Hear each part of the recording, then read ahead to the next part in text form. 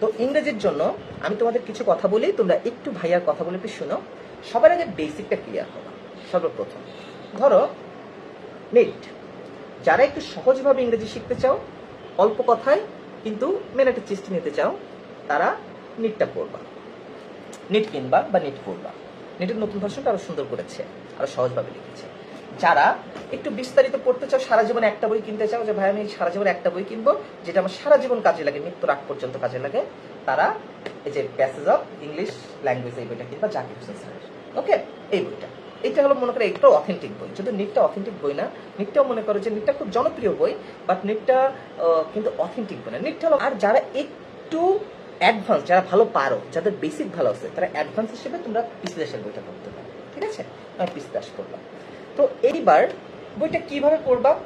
তোমরা একটা পড়ার জন্য ধরো নিট বই, কথার কথা, নিট বইটা কয় পেজ আছে? নিট বইটা আছে হলো মোট 500 পেজ। তো 500 পেজ যদি থাকে, তুমি যদি প্রতিদিন যদি 10 পেজ করেও পড়ো, তোমার 50 দিনে, মানে 2 মাসে তোমার একটা নিট বই শেষ হয়ে যায়। ধরো 50 দিন, আমি 2 মাস ধরলাম, তুমি 3 মাস ধরো, তুমি 3 মাসে তুমি একটা বই, তুমি যদি প্রতিদিন নিয়মিত 5-7 পেজ করে পড়ো, তোমার 3 মাসে বইটা শেষ হয়ে যাচ্ছে। ওকে, তাহলে তুমি 3 মাসে ইংরেজির একটা জাহাজ হয়ে যাচ্ছ। প্রথমত গেল। এখন বেসিক পড়বা। বেসিক কিভাবে পড়বা আমি তোমাকে একটা জিনিস বলি। বেসিকটা ধরো তোমাদের আজকে ইংরেজিতে যে ভাইয়া আছে, আশিক ভাইয়া, ধরো আশিক ভাইয়া, বা তোমরা যে অন্য কোথাও যদি পড়ো, যে যেখানেই পড়ো সমস্যা নাই, তোমার আশিক ভাইয়া বা যে ভাইয়ার কাছে ইংরেজি পড়ো, সে তোমাকে আজকে পড়াবে ধরো যে অ্যাডজেক্টিভ পড়াবে, অ্যাডজেক্টিভ। এখন তুমি শুধু যেন অ্যাডজেক্টিভ আজকে ভাইয়া পড়াবে, ভাইয়া যে স্লাইডে পড়াচ্ছে তুমি সেটা বুঝতেছো, ভাইয়া প্র্যাকটিস করাচ্ছে তুমি বুঝতেছো। যদি তুমি এইভাবে পড়ো, তোমার কিন্তু ততটা লাভ হবে না। তুমি তখন এই নিট বই কি করবা, নিট বা যে কোনো একটা গ্রামার বই থেকে তুমি অ্যাডজেক্টিভ চ্যাপ্টারটা বের করবা, বের করে তুমি নিজে নিজে পড়বা যে কি লিখেছে, যে ভালো মন্দ মিলে আমাদের এই সুন্দর পৃথিবী, ভালো মন্দ এই ইংরেজি গ্রামারে অ্যাডজেক্টিভ অধ্যায় আলোচনা করা হয়। অ্যাডজেক্টিভকে একটি বাক্যের নাউন বা প্রোনাউনের দোষ, গুণ, অবস্থা, সংখ্যা, পরিমাণ, পরিমাপ, প্রকাশক শব্দ হলো অ্যাডজেক্টিভ। তাহলে আমি বুঝে গেলাম অ্যাডজেক্টিভ এমন একটা জিনিস যেটা কোনো একটা নাউন, মানে নাম, কোনো একটা নামের কি করে দোষ, গুণ, অবস্থা, সংখ্যা, পরিমাপ এগুলো বোঝায়। এই যে তোমার মাথায় একটা চলে আসলো যে আচ্ছা অ্যাডজেক্টিভ মানে এই, তখন দেখবা তোমাকে যা প্র্যাকটিস করানো হচ্ছে তুমি জিনিসটা বুঝতে পারতেছো। তারপরে দেখবা যে আচ্ছা অ্যাডজেক্টিভের স্ট্রাকচারটা কেমন, কেমন হলে কোনটা অ্যাডজেক্টিভ হয়, কিভাবে হয়, এই জিনিসগুলো তুমি যখন দেখবা, তখন দেখবা অ্যাডজেক্টিভ কত প্রকার, কি কি, এভাবে যখন পড়বা, দেখবা তুমি পরের দিন যখন ভাইয়ার ক্লাস করবা, ক্লাসে তুমি সব এমনিতে ভাইয়া পড়াচ্ছে তুমি বুঝতে পারবা। ওকে, তোমার রাস্তাটা নতুন লাগবে না, মনে হবে যে এটা আমি চিনি, দেখে যেন মনে হয় চিনি ওহারে, তখন তুমি জিনিসটা চিনতে পারবা, বুঝতে পারবা। তাহলে আমি সর্বপ্রথম বললাম এইভাবে তোমরা বেসিকটা পড়ে নেবে। বেসিক পড়া শেষ। এখন তোমাদের কাজটা হবে, তোমাদের যে কোশ্চেন ব্যাংক দিয়েছে, কোশ্চেন ব্যাংক আছে, প্রশ্ন ব্যাংক, প্রশ্ন ব্যাংক সলভ করবা। বোঝার দরকার নাই, উত্তর দেখে দেখে সলভ করো, নিচের ব্যাখ্যা দেখে দেখে সলভ করো, সলভ করবা। সলভ করে করে তুমি দেখলা যে তোমাদের নাউন থেকে অনেক বেশি প্রশ্ন আসে। পার্টস অফ স্পিচের ভিতরে আমি বলি, পার্টস অফ স্পিচের ভিতরে কয়েকটা জায়গা থেকে বেশি প্রশ্ন আসে। নাউন থেকে প্রশ্ন আসে বেশি, ভার্ব থেকে প্রশ্ন আসবে, অ্যাডজেক্টিভ থেকে প্রশ্ন আসবে, প্রিপোজিশন থেকে প্রশ্ন আসবে। এই চারটে জিনিস হলো খুব ইম্পর্টেন্ট, বুঝছো? প্রোনাউন থেকে অল্প কিছু কিছু আছে, বাট এই চারটে খুব important. Noun, adjective, verb, preposition. এই চারটে জিনিস থেকে যখন বেশি প্রশ্ন আসবে, তখন তুমি এই চারটে কিভাবে পড়বা বলো তো?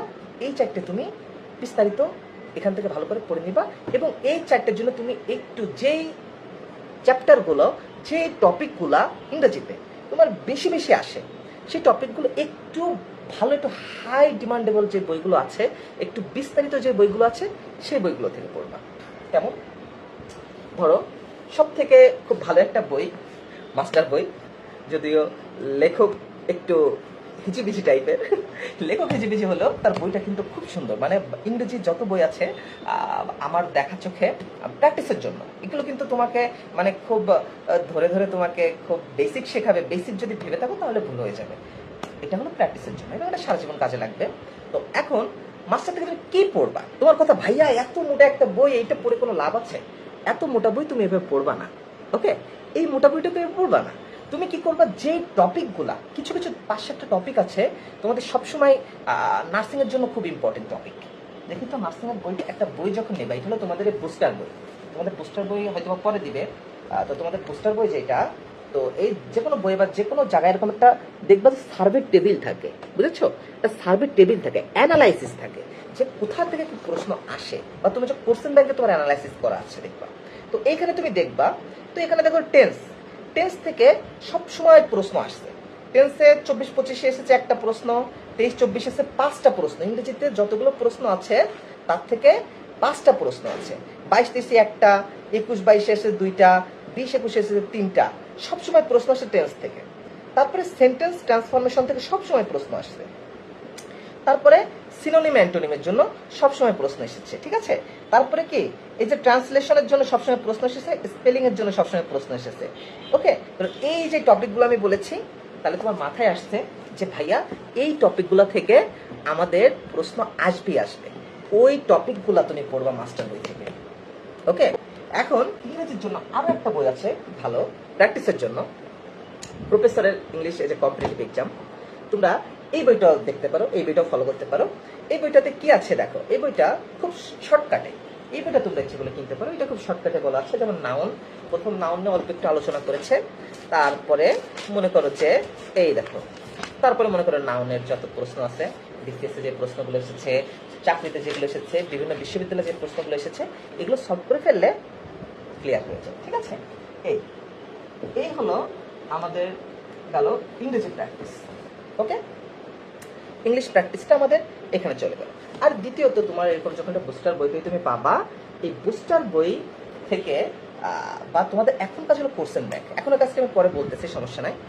এই বুস্টার বই থেকে তোমরা এইখানে যা রয়েছে সবসময় চেষ্টা করবা এই বুস্টার বইটা 2-3 বার করে পড়তে। এখানে যা রয়েছে তোমাদের নার্সিং এর জন্য মোটামুটি আমি মনে করি যে তোমাদের ইংরেজিতে এই বুস্টার বইয়ের যতটুকু আছে এতটুকু তোমাদের 70% কভার করে দেয়, ঠিক আছে? 70% কভার করে দেয়।